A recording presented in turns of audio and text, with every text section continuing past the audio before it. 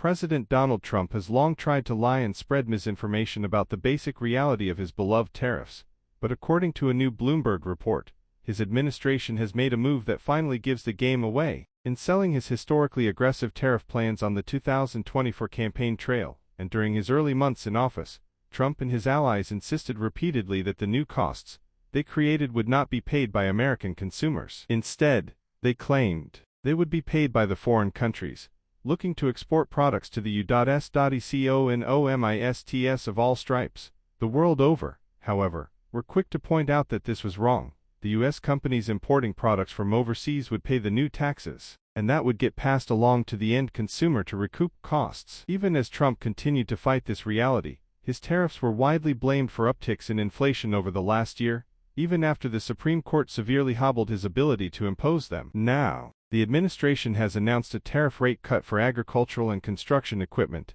explicitly for the purpose of cutting costs for those industries, which have been especially hard hit by Trump's policies. In doing so, however, the White House has effectively admitted, at long last, that American consumers and businesses are the ones who pay the price for Trump's tariffs. Under a proclamation issued late Monday, those import taxes would drop to 15% from 25%, Bloomberg detailed. Foreign companies could qualify for a lower 10% duty rate if capital equipment contains at least 85% U.S. steel or aluminum, according to a White House fact sheet. This rate cut will go into effect on June 8, according to the fact sheet, and is currently planned to last until the end of 2027. The White House claimed that this temporary shift is intended to spur near-term investments that will rebuild the nation's industrial base. Trump's directive is his latest effort to adjust steel and aluminum duties dating back to his first administration, using so-called 232 authority that has broadly produced mixed results on growth,